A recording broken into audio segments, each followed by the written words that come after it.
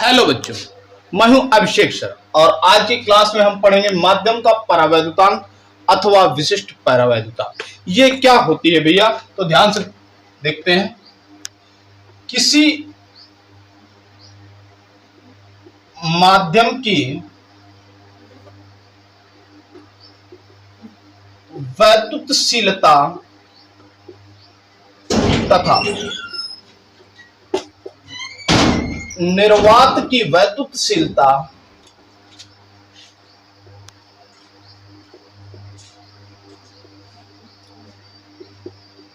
का अनुपात एक नियतांक होता है। एक नियतांक होता है जिसे माध्यम का परावैद्युतांक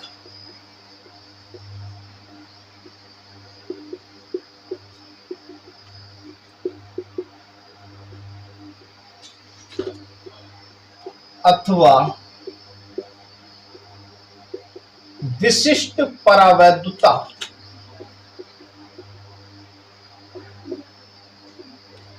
कहते हैं। अर्थात किसी माध्यम की वैद्युतशीलता, किसी मीडियम यानी किसी माध्यम की वैद्युतशीलता और निर्वात की वैद्युतशीलता, यानी कि जो परावैद्युतांक है वो क्या कि कोई भी किसी भी माध्यम की जो परावैद्युता है, वैद्युतशीलता है, वो निर्वात की वैद्युतशीलता से कितना गुना है। यानी अगर निर्वात की वैद्युतशीलता से किसी माध्यम की वैद्युतशीलता 10 गुनी है तो परावैद्युतांक 10 है, 50 गुनी है तो 50 है, 15 गुनी है तो 15 है। यानी जितना गुना निर्वात की वैद्युतशीलता से जितनी गुनी होगी क्या माध्यम, जिस माध्यम की वैद्युतशीलता, वो क्या कहलाएगा? इसकी विशिष्ट परावैद्युता। इन दोनों के अनुपात को एक नियतांक होता है जिसे हम माध्यम की परावैद्युतांक, माध्यम का परावैद्युतांक या विशिष्ट परावैद्युता कहते हैं। इसे क्या से प्रदर्शित करते हैं? इसे K से प्रदर्शित करते हैं। इसे K से प्रदर्शित करते हैं। तो K बराबर क्या हो जाएगा भैया? तो भैया माध्यम की वैद्युतशीलता को कैसे डिफाइन किए? Epsilon, epsilon not. यहां से हम कह सकते हैं कि एप्सिलॉन बराबर एप्सिलॉन नॉट K। यहां से एक बात आती है, अभी हम लोगों ने कूलाम का नियम पढ़ा, तो कूलाम के लिए किसी माध्यम में बल कितना पड़ा है? किसी माध्यम में आवेशों के मध्य लगने वाला बल 1/4 pi epsilon Q1 Q2 upon R square. तो अब मीडियम में एप्सिलॉन की वैल्यू क्या निकल के आई? Epsilon nought. तो Fm is equal to 1/4 pi epsilon nought Q1 Q2 upon R square newton. अब यहां से थोड़ा सा आगे बात करते हैं। अगर यहां से आगे बात करें तो एक बात आती है, Fm is equal to 1/K। यानी कि वैद्युतशीलता जितनी ज्यादा गुना होगी उतना ही बल कम लगेंगे। यानी कि अगर किसी माध्यम की वैद्युतशीलता निर्वात की वैद्युतशीलता से 5 गुना है तो उस पर थोड़ा कम बल लगेगा, 10 गुना हो गया तो और कम बल लगेगा, 50 गुनी है तो और भी कम बल लगेगा। यानी परावैद्युतांक के, किसी माध्यम का परावैद्युतांक आवेशों के मध्य लगने वाले बल के व्युत्क्रमानुपाती होता है। यहां से हम थोड़ी सी बात करें माध्यम की परावैद्युता से, कुछ महत्वपूर्ण बिंदु लिख लेते हैं जिनसे बहुत अच्छे क्वेश्चंस बनते हैं। तो थोड़े से महत्वपूर्ण बिंदुओं पर चर्चा करते हैं। महत्वपूर्ण बिंदु,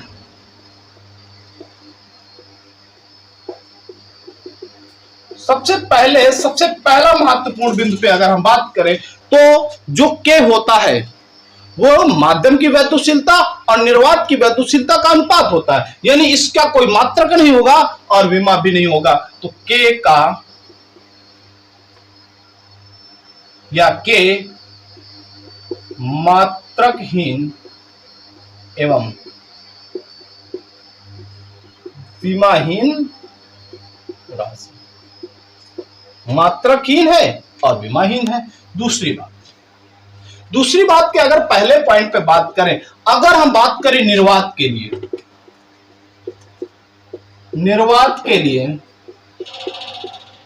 के का मान कितना होता है भैया? तो निर्वात के लिए के इज इक्वल टू 1 होता है, क्योंकि निर्वात की वैद्युतशीलता से कितनी गुनी होगी? 1 गुनी। स्वाभाविक सी बात है। अगर सेकंड बात करें परावैद्युत माध्यम की वैद्युतशीलता, परावैद्युत, ये परावैद्युत होता क्या है?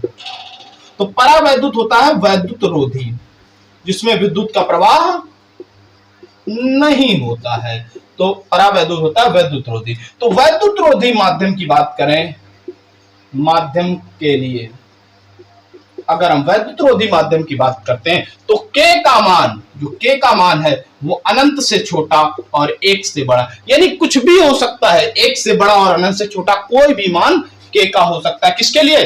परावैद्युत माध्यम के लिए। अगर इसके बाद आगे हम बात करें धातुओं के लिए या धात्विक माध्यम के लिए, धातुओं के माध्यम के लिए या धात्विक माध्यम के लिए के का मान इनफाइनाइट होता है, के का मान इनफाइनाइट होता है।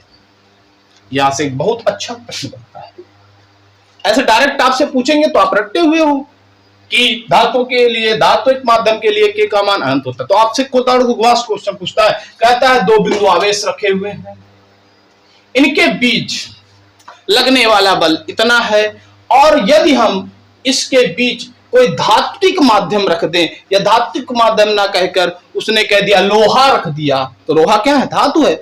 चांदी रख दिया, सोना रख दिया, क्या है? धातु है।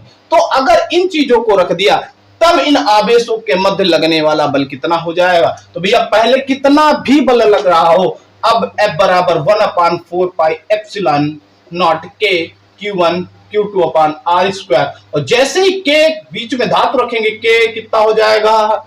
इनफाइनाइट। तो लगने वाला बल कितना हो जाएगा? 0। यानी कि अगर हम कोई धात्विक माध्यम 2 आवेशों के मध्य रख दें तो उनके मध्य लगने वाला बल 0 हो जाता है, अर्थात वो एक दूसरे को बल नहीं लगाते हैं।